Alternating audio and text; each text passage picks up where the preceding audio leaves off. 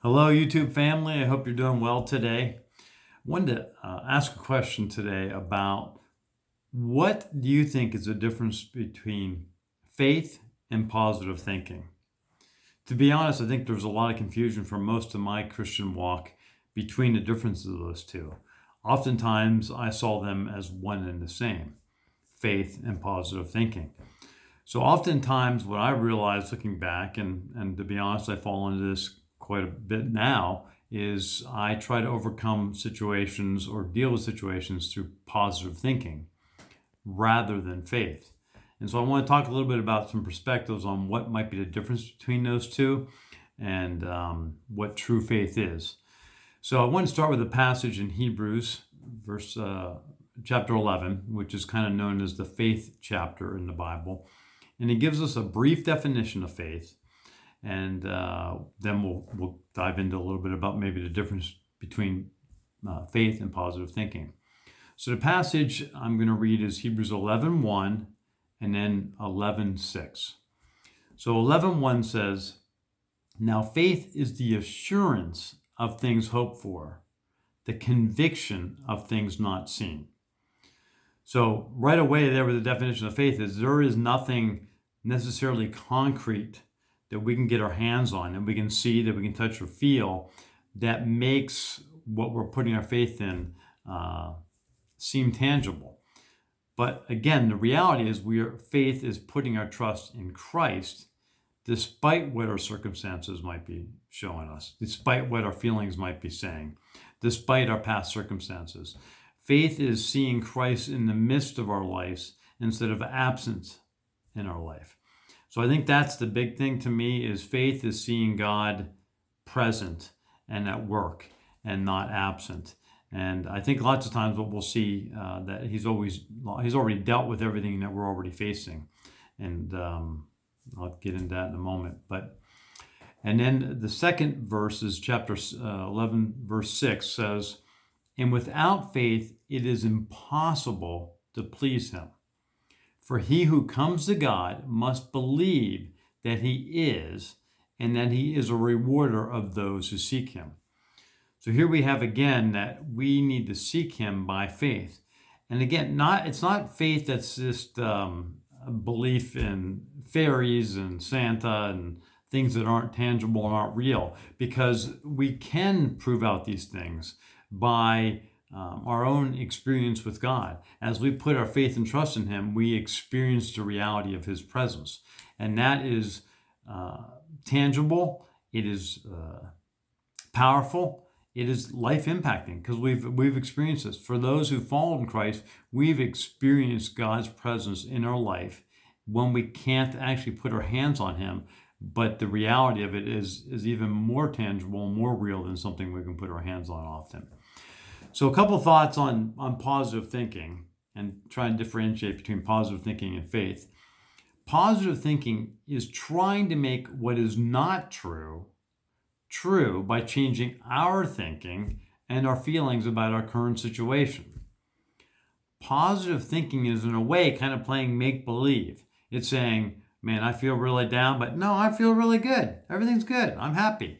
And it's kind of trying to change our reality or change how we feel about our reality by being positive. And not necessarily anything wrong with positive thinking. I think there's something to be said for positive thinking, but it is indeed so much less than what faith really is. So now, differentiate between positive thinking and faith. One other thing is what I consider fact. And fact is, in my mind, living based on how I process what I'm experiencing apart from God. Fact is seeing the world through my own eyes, despite what God says, or despite how God sees it. It's kind of the way I see the world, and it's not really how the world is. I mean, the fact is that we can all see the same thing. 10 of us could see the same thing and have 10 different perspectives on what that reality is. So I think fact is, again, seeing the world through our own eyes, not as it really is. And then a couple thoughts on faith. In my perspective, faith is living in God's reality of what he says is already true. by setting my hope firmly on Christ,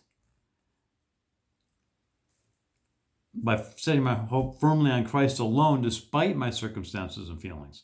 So instead of letting my feelings drive me, or my circumstances drive me, or my past experiences based on what people have done to me, instead of letting those things control me, I submit myself by faith to God's reality. What he says is already true. So we can't, we can't depend on our feelings. And what we often see, based on the talk I did the other day on Mary, she's totally stressed out by the empty tomb, thinking that someone stole Jesus, when in reality, the empty tomb gives evidence to the fact that he's resurrected and that she has new hope now, that everything's changed. And so instead of despair, she should actually have joy based on the circumstances she's seeing. But oftentimes we are despairing when in fact we should be rejoicing because God is at work. So faith is complete trust and dependence on God despite my current circumstances and feelings or my past experiences. Faith is trusting that God sets all things right through Christ's finished work on the cross. That's one of the reasons I believe that, when Christ died on the cross, that he died for all sins, because I believe that's the only way that he can deal with all the sin in our life and the sin of others against us. So to me, the cross is how we always need to view God. We need to see what's happening in our life, and we need to view God from the perspective on the cross, because on the cross, he set all things right, both in the past, in the present, and in the future. It's because ultimately, when it comes to eternity, we will step back out of time. We live in time right now, but I believe God always lives outside of time. And when we step into eternity with him, we're going to step outside of time. So God has dealt with all sin on the cross. If he only dealt with some sin, then that means I'm kind of left, say he only deals with the sins of those who trust in him by faith. If he's only dealt with those sins, then anybody who comes into my life and sins against me, causes me harm, then I'm left to deal with their sins on my own, not God. So, but because Christ took their sins also, he's dealt with them. So it says that only by the shedding of blood is there forgiveness of sin. And ultimately, I can forgive others of their sin because Christ took their sin on the cross. And that is how I step into freedom based on what his finished work. He didn't just experience pain and suffering when he was on the cross, but he took all of our pain and suffering if by faith we surrender it all to him. So again, the cross is not just like this make-believe thing or this positive thinking thing, but in all reality, what he did on the cross was he died for all sin. So all the hurt, all the suffering, all the pain I experience in life is a result of man's sin.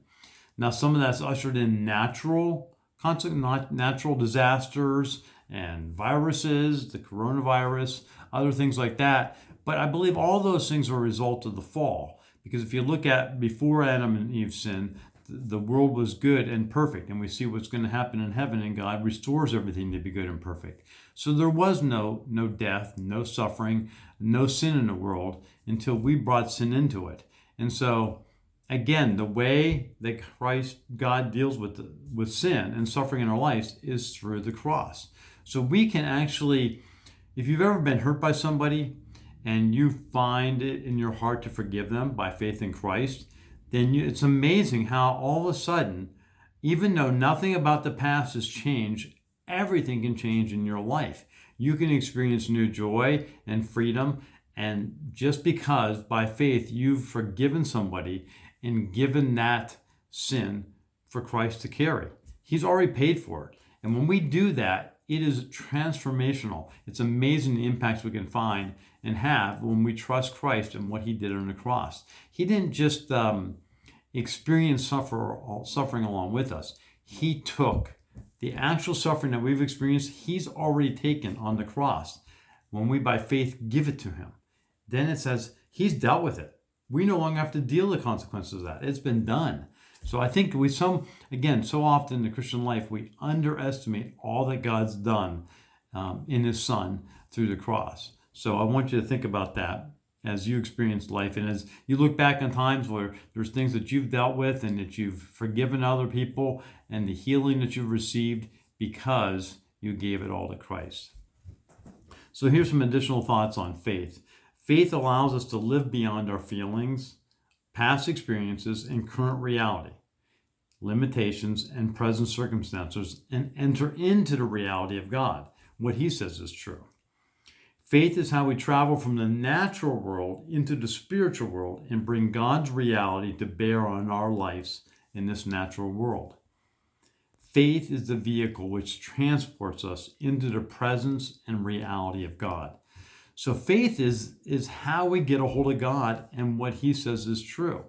It is just utter dependence upon Him. It's utter abiding, trusting, believing what He says is true.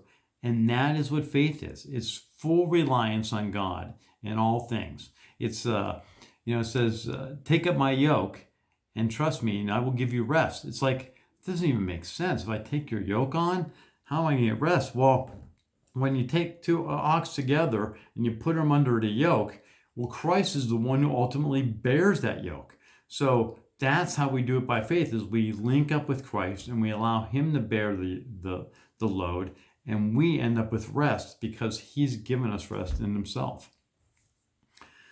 So to finish up, 1 John 5, verses 4 and 5 say, "For whatever is born of God overcomes the world." We have put our faith in Christ, have been born of God. We are now children of God, indwelt by His Spirit, which is just unbelievable, but absolutely transforming. And that's the power of it, is that the Christian life is allowing Him to live in and through us. So it says, "For whatever is born of God overcomes the world. And this is the victory that has overcome the world, our faith." Our faith is how we overcome the world. He has allowed us the supernatural power of overcoming this world by setting our hope and our trust in Him in all things. And finally, 1 John 5:5 says, "Who is the one who overcomes the world? But he who believes that Jesus is the Son of God." So when we put our faith and trust in Jesus, we can experience a new joy, a new reality in the midst of tough times, tough circumstances, knowing that He's already dealt with everything we're facing. We just need to trust Him and depend on Him and rest in Him. And I'll tell you what, there's oftentimes I will come to that reality and I'll experience joy and I'll experience rest and peace about a situation. And the next day, guess what? Satan comes up with a new plate, serving up the same situation, saying, you know what, you probably should resent that person. You should probably not forgive that person. That person hurt you. And next thing you know, we go back down the vicious cycle. And what God says is, when Satan comes back with that plate, again, by faith, we say, nope, God's already dealt with that through Christ on the cross. He's already paid for that sin. He's already dealt with the consequences of that sin. He's taken death and removed it. I don't have to re-experience that. I don't have to pay for that. He's already paid for it. So don't let those circumstances weigh you down. Don't let other people's sin and the disappointments of life to weigh you down. Give them to Christ by faith and trust Him to deal with those things. And He will set you free. And you will walk with joy and peace in the midst of your circumstances. Doesn't mean that if, say, we lose a lost one to the coronavirus, someone that we love, that is painful. That is hard. But when we can put our faith and trust in Christ, we can go through that and ultimately come out the other side with a joy and a peace, knowing that there is hope in the resurrection because of Jesus Christ. Hope this encourages you. So think about your life. Think about when you're trying to live by positive thinking and when you're trying to live by faith, and see about just trusting God with the circumstances of your life. And I hope that encourages you. God bless and have a great day.